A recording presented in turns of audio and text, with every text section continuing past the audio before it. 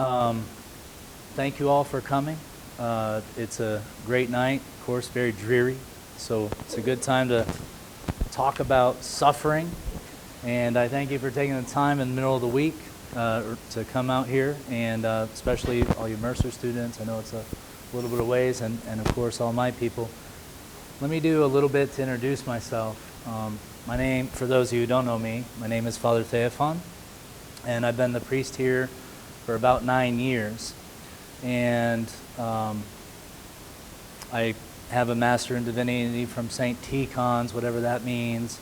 And I also am in a program for pastoral care and counseling.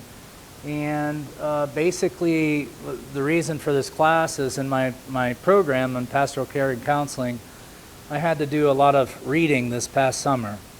And last year we did From Christ to Constantine, and we had Dr. Gary Cox present it. And I said, you know what, this year I think I'll do something. And one of the burning questions that's always asked is about how people should cope with suffering. And there's actually a unique thought process within the Christian tradition, but it's also very, very simple. And so as we go on, I'll say more about that simplicity. Suffering is obviously a large and complex and sensitive topic. And so I would ask you to give me some grace because we're not going to be able to cover the fullness of the depths of everything in 2-hour-long classes. And so this is really meant to be, in some ways, introductory. We have limited time. But I'm going to attempt to present a classic Christian framework. Now, I'm an Orthodox priest, so you can expect the perspective to be from the Eastern Orthodox Church. I have not ever studied the Catholic doctrines and take on this. I have not spent a lot of time researching what Protestants may teach about this. My primary sources come from the Eastern Orthodox Church, but there's a common history there, and you find with any group where there's depth, whether it be Protestant or Roman Catholic, that in those groups there's common themes that come up. So the first main topic for the class is going to be is how does our modern society deal with suffering? What are some of the fundamental Christian assumptions about God and the assumptions about man? So let's start out with our culture. So our contemporary culture, one of the things that we take pride in is in our Declaration of Independence. It talks about very specifically that we have the right to life, liberty, and the pursuit of happiness. My understanding is that at one time it was the pursuit of land ownership that took that place, and that was edited out. Of course, check your sources. I don't really know if that's true. And that it was changed to the pursuit of happiness. What kind of tone does that set for a culture, a foundation of a culture? What messages are we sent through advertising in the entertainment industry? What about the medical industry? In the entertainment industry, you're aware that most stories in the movies end happily, right? There's always a silver lining. In the medical industry, people are often surprised to have an illness that somehow modern science has not been able to conquer. That it's a shock to them. The psychological industry, and it is an industry. What are the fundamental messages about suffering? And of course, we know that there's a whole spiritual industry. So the messages are generally within our culture that suffering should be avoided. That we should pay money to avoid suffering. We should avoid suffering through science. And I just want to say that science is a good thing, and we have conquered many things. And thank God for that. Thank God for modern medicine. Thank God for the work that doctors do. But at the same time, science deals with the created order. And so it's limited. It's limited based on how much knowledge we actually have. And so we shouldn't necessarily, like our culture does, put our full faith in science. Now, think about this. Over the last, I can just think in the last 5 years, have you read any food studies lately? Did you know it's now okay to eat red meat? And it's fully endorsed. Well, that's one study that was published, and of course the media takes it.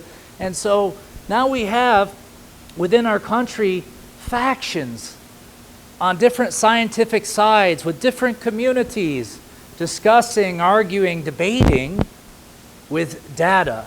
And data is supposed to be empirical. Anyways, that's where we find ourselves. So we're going to avoid suffering through science, technology, medicine. We're also going to do it through politics. My personal opinion for these last few elections has been that amongst the communities that I've listened to, that some people wanted their politicians to be messiahs. That if this certain personality took the helm of the country, everything would be made better. That is precisely the message you'll hear at any debate, at any rally, and at any campaign, regardless of whether the person is going to make the country better or not. There's a promise. And the promise is that, generally speaking, you're going to suffer less some way. And you know that, of course, that is very personality-driven and policy-driven. Now, in our country, we are pluralistic in our traditions of faith. And so we have an entire industry of self-help now, which is oftentimes a mixture of psychology and faith traditions. And so even the Christian tradition sometimes has been co-opted as some sort of self-help, a spirituality. And so one of the ways that this is done is through motivating people. You know, if you talk to yourself in the right way, your thoughts will change. And if your thoughts will change, you'll be happier, even if your life's crap. Now let's go back to the medical one, and this is the same for the self-help.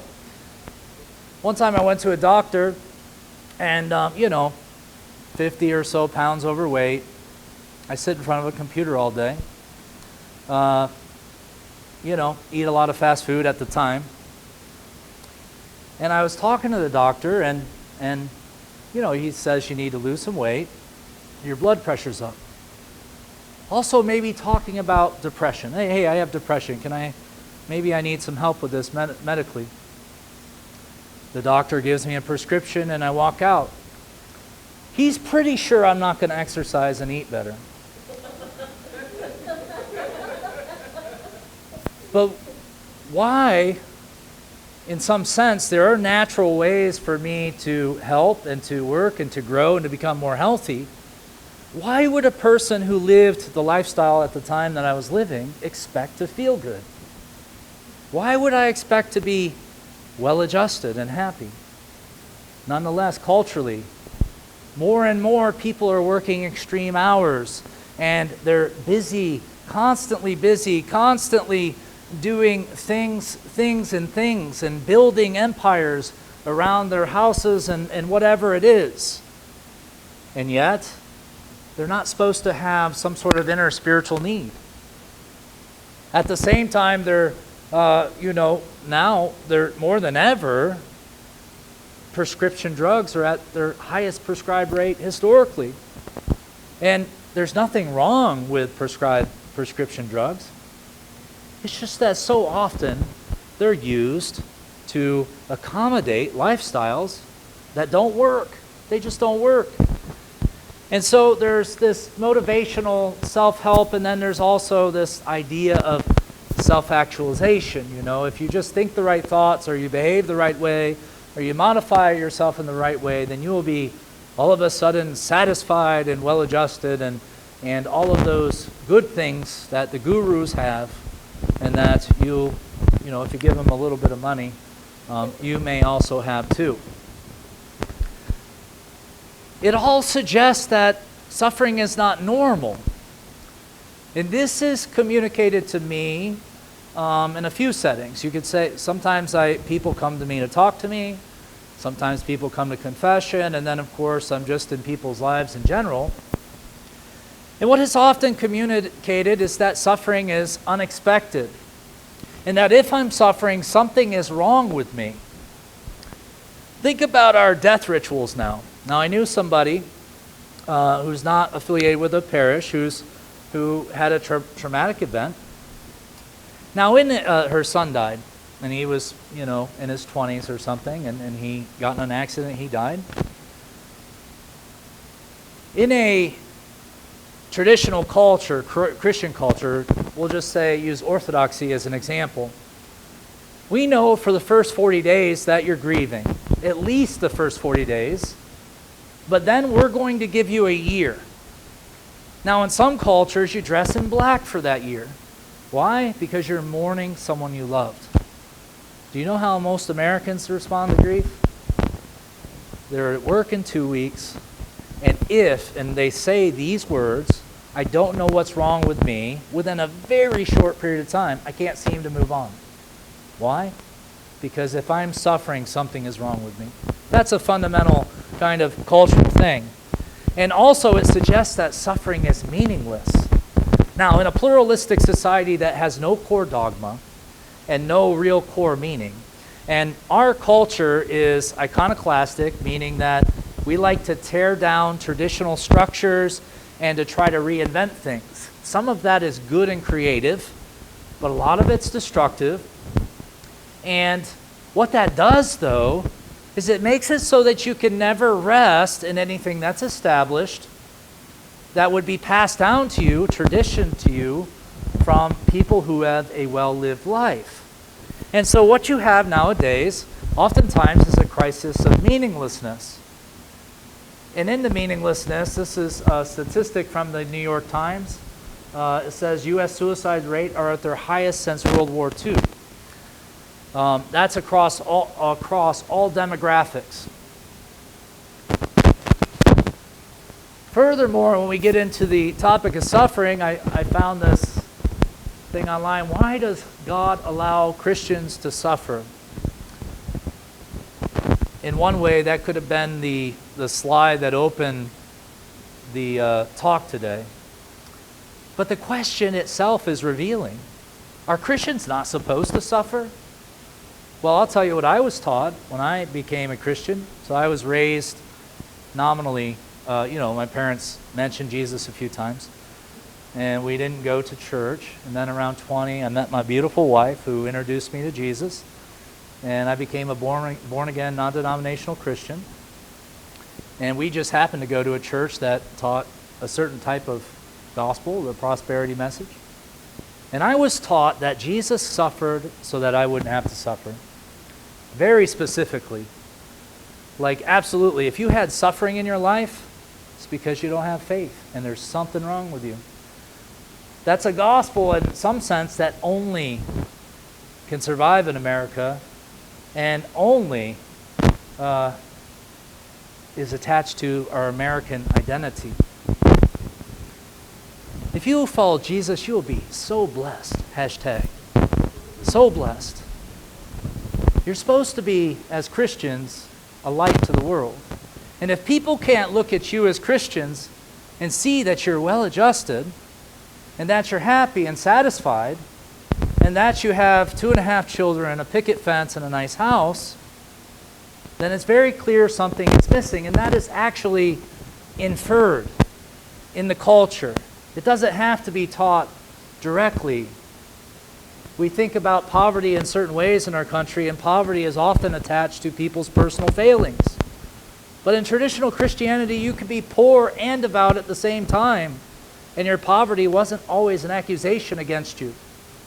So, you'll be blessed. The other thing, I had a tree hit my house 2 years ago on September 11th. Took out half the house. This was kind of a dramatic moment in our lives. we were watching Peter Pan because we decided the storm was hype. And then the tree fell on my house, so it wasn't hype. And I had a response within myself to what was going on. Of course, my family did. But I remember talking to a few people, and what outside the Christian community, what would the Christian community think? A priest in his house just got hit by a tree. I wonder what he's doing. I wonder what's wrong with that guy. Now, that came back to me through somebody who told me that someone asked that question to them. There must be something going on with him.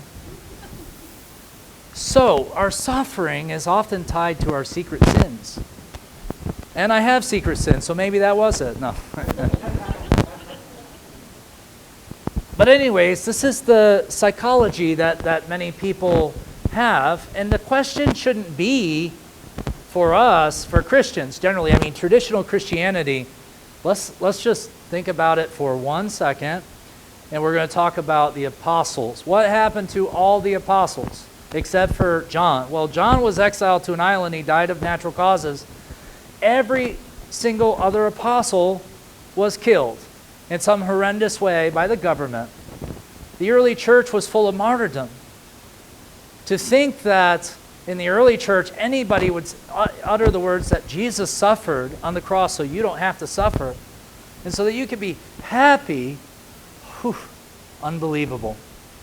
That's just not part of the early traditional message. So what are the traditional Christian assumptions? Now, the first thing I'm going to do is, and this comes from one of my teachers that I'm in the program. He's from the military, and I thought it was a good analogy. He said, in certain infantry units, you wear a backpack. And, carries, maybe it's the Marines, I don't know. But you have to carry it 25 miles or whatever. And it has a whole harnessing strap. If you harness it right, it distributes the weight properly. And you're able to go the distance and you don't feel as tired. But if that harness is messed up in any way, the weight is carried in a bad way, and it breaks you, it slows you down. It makes it so you can't complete it. And this is exactly, so he called it a load-bearing frame. That the presuppositions or the assumptions I'm trying to tell you tonight are the load-bearing frames, those assumptions which will help us carry the suffering that we will encounter in life. I also called this load-bearing frame a faith perspective. Because when we look out at the world, our perspective is often of a secular perspective, it's often a political perspective, it's often many perspectives. But more and more within American culture, people having faith, like real activated and actual faith, it's rare. It is actually rare.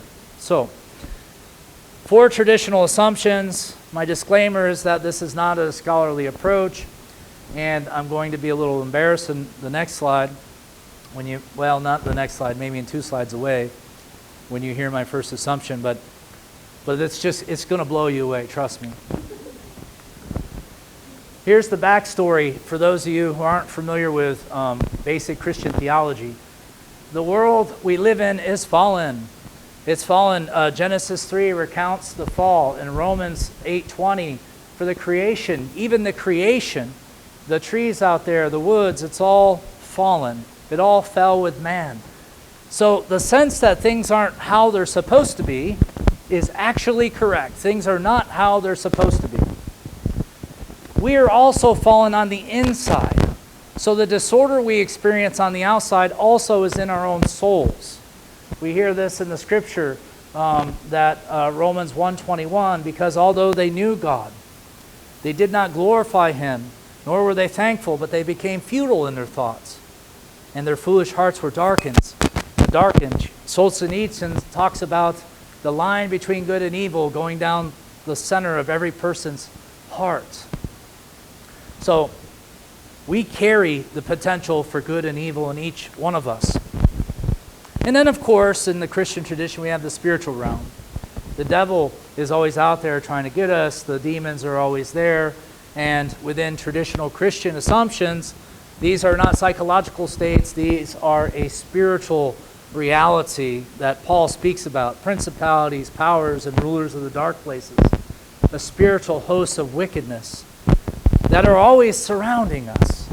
St. Anthony the Great, when he looks out, he says he saw the world as a world of snares. He pictured essentially a web, what he'd say a demonic web, trying to entrap us into its own sort of vices and various things. They're vices. All right, so here's my first point, and I think you're going to be really surprised with it. One assumption, God exists. So you came to a church tonight to listen to a priest tell you that God exists. I'm sorry, that's ridiculous. I know I wasted your time here. But I also want to say that experientially, it's not just that God exists, it's that He's revealed Himself. And the Christian message is that He's revealed Himself in the person of Christ. And so the Christian God is not an abstract concept or a philosophical sort of, I want to say abstraction. It's not a philosophical category. It's not the unmoved mover. It's not the God of the Gnostics, who's this invisible, ethereal spirit. It's not some psychological function of human beings who just need something to be out there, and so they make up mythology. When we say God exists, we're saying God's real, but then secondarily, within the Christian tradition, that He has revealed Himself. In this passage from Hebrews, it says that God, who at various times and various ways spoke in the time of past to the fathers by the prophets, has in these latter days spoken to us by His Son, whom He has appointed heir of all things. In my pastoral experience, I find that myself and others often live like atheists. We say, most Christians, if you ask them, they'll say God exists. They might even philosophically argue with you about the existence of God. They say, look at the beauty of creation. Look at how orderly it is. But most Christians, myself included, live as though God doesn't exist and that He hasn't revealed Himself to us. The way this manifests is that God is believed to be aloof. Now, many people don't have problems saying a quick prayer for someone else who's in trouble. God, help so-and-so. Have mercy on so-and-so. But when it comes to our own problems, so often people are essentially, God's not going to help me with that. Why would God bother with a person like me? And I, of course, again, in my practical experience, these are the communications I hear. Now, we actually, this weekend, we have a filmographer with us, does wonderful work, and we did 8 interviews. And in probably 4 or 5 of those interviews, someone said the words, with surprise, God is real. So dedicated, devout Christians giving their testimony. When you see them say that God is real, you realize that that's a revelation, that that's an experience, that there's something behind that.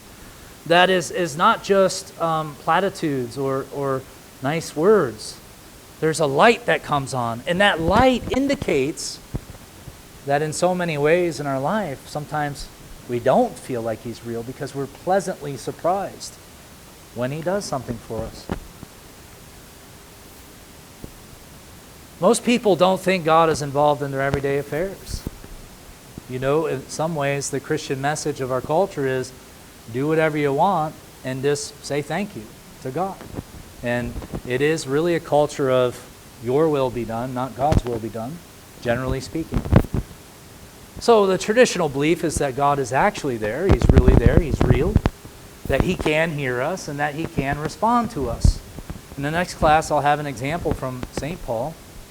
But by saying that He's real, Paul goes through this struggle, and he prays to God, and he asks God to help him. And then he expects an answer. And then God eventually gives him an answer. Not the answer he wanted, but He gives him an answer. And in the passage, as simple as it is, you can read over it 100 times and it's almost meaningless. It's indicated that Paul believes that God is real.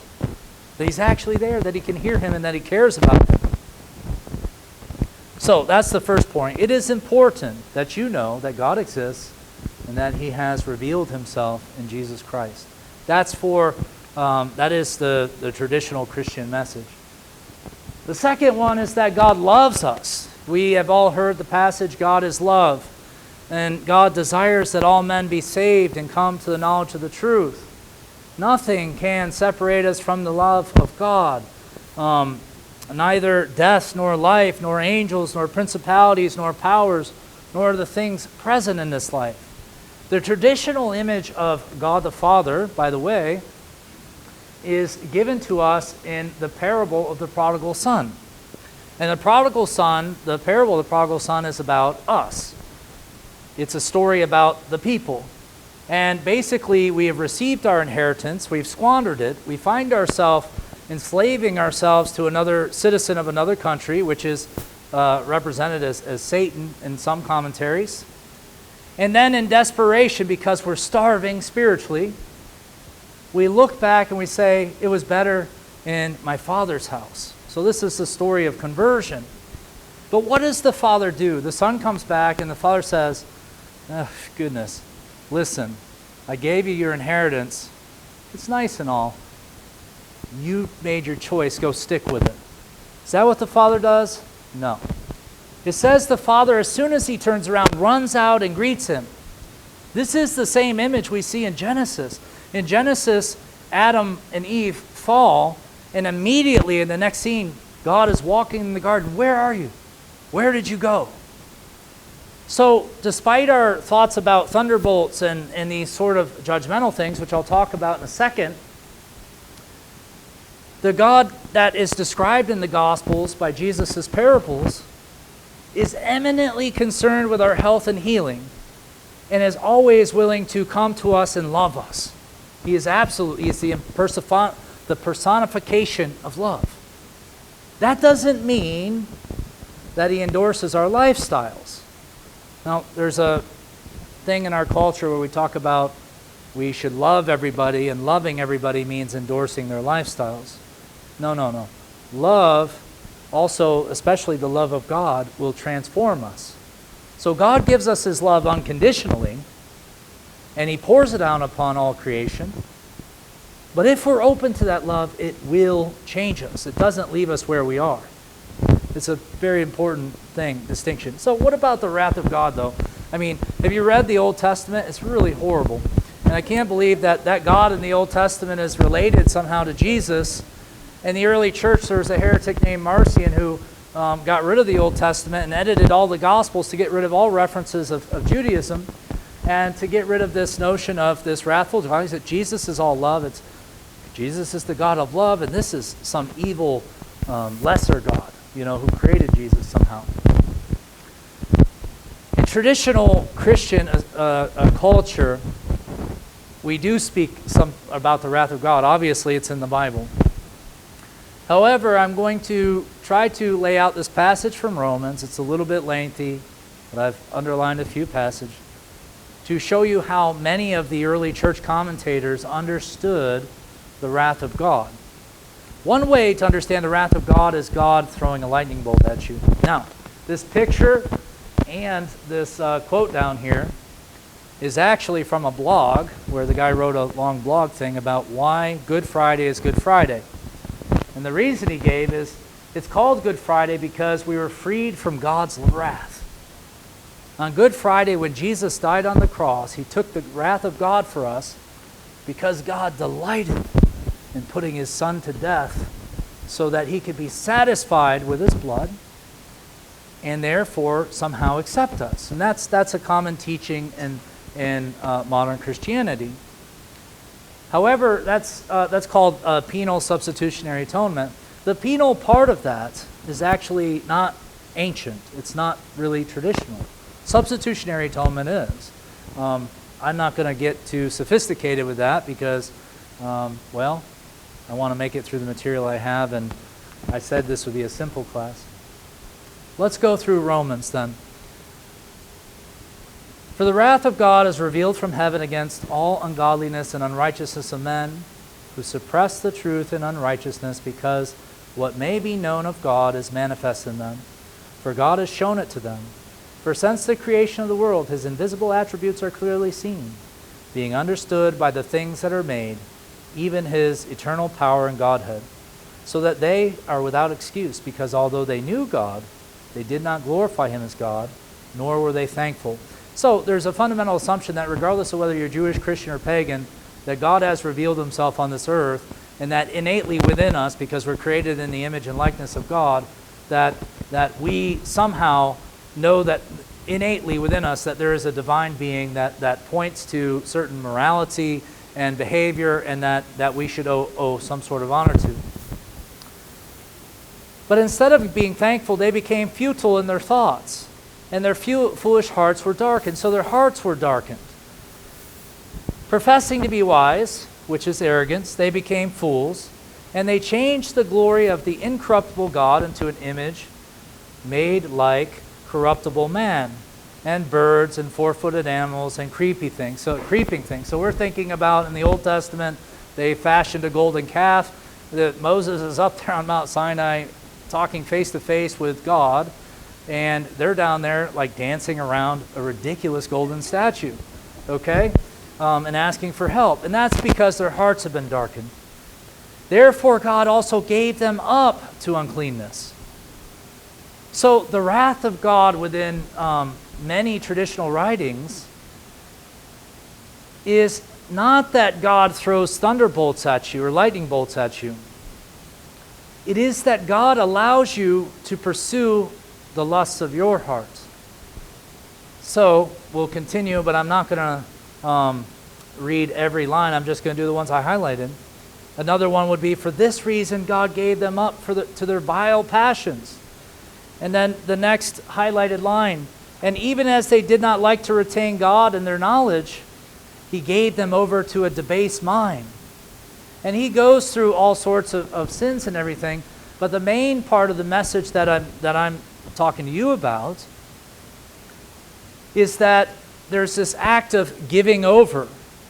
That when we pray the Lord's Prayer, we say at the end, "Thy will be done on earth as it is in heaven." And if we pursue the will of God, we can try to live that. But if we don't pursue it, we become darker. And in our darkness, eventually God says, "Okay, your will be done. Have it your way. You don't want to be near to me. You don't want my commandments. I'm letting you go. Go do whatever you want." He lets the prodigal son go to the pig pen.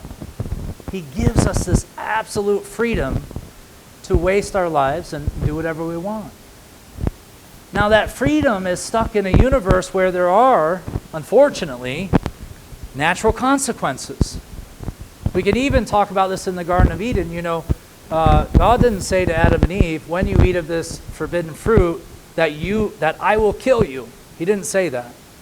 He said that when you eat of the fruit of the tree of the knowledge of good and evil, you shall surely die. Many of the early church commentators said that this is just the natural, that's what happens. When you turn away from life, you turn towards darkness and death. And in doing that, that experience of that.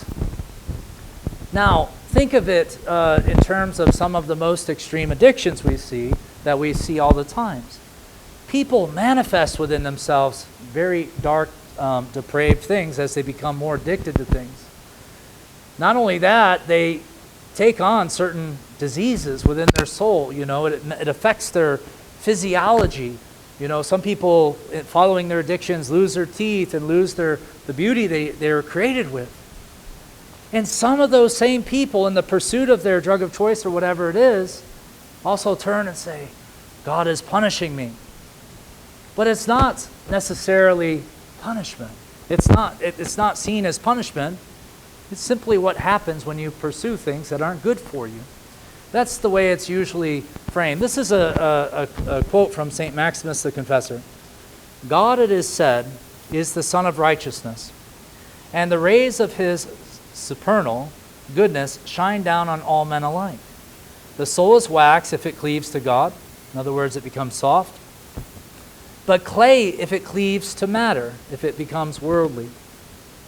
which it does depending upon its own will and purpose. Clay hardens in the sun, while wax grows soft. Similarly, every soul that, despite God's admonitions, deliberately cleaves to the material world hardens like clay and drives itself to destruction, just as Pharaoh did. But every soul that cleaves to God is softened like wax, and receiving the impress and stamp of the divine realities, it becomes, in spirit, the dwelling place of God. So you see, and this is also to say that when people live sinful lives, that or broken lives or addicted lives or whatever you want to call it, that God still loves them. He still pours out His grace on them. We have a notion in our culture that God disappears, but not really. He's everywhere present. He's even with the people in their darkest, deepest holes of despair. So, God loves you personally, regardless of the state you may find yourself in, is important. It is important to know that that it's personal, that it's not that He loves all of us, it's that He loves you in particular, with all that you are. Our third premise, God has a providential will for our life. So, in the scriptures it says that God is the author and finisher of our faith. What does it mean to have a providential will? Well, you know, there's general and there's specific. In general, we know in the scriptures that God wills that all be saved, right? He says, Jesus says, follow, the Beatitudes, the commandments, love your neighbor, love your enemy.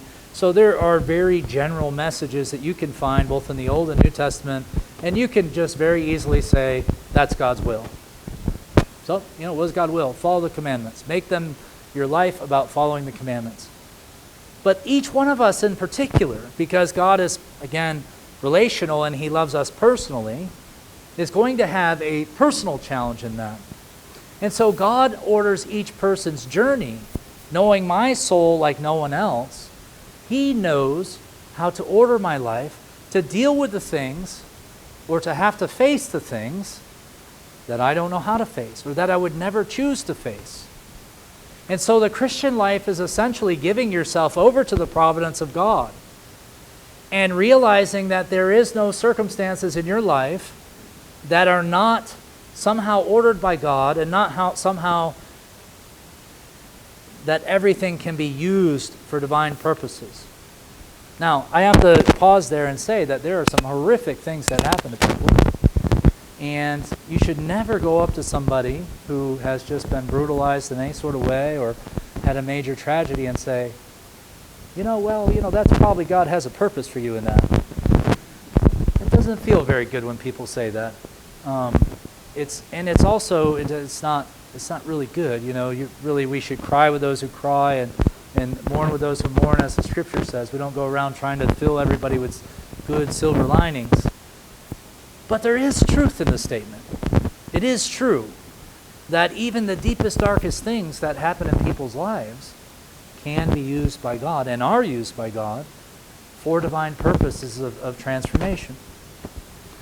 So for the Christian, every circumstance, whether external or internal, that means external means the situations I find myself in. Internal means possibly my own psychological illnesses, my own inability to self-actuate, my weaknesses that are providentially sent by God for the working out of our salvation. And then in this context, sickness, injury, privations, and other such events are believed to be the tools that God uses to form and to mold us on our journey.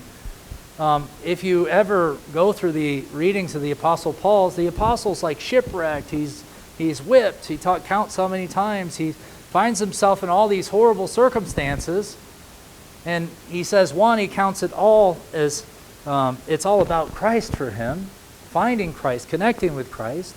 So, and he acknowledges the purpose, but there's still a lot of suffering. And that through those sufferings, you see the gospel spread throughout the Roman Empire. That somehow God uses his sufferings and his weaknesses, and that in his weaknesses he is made strong.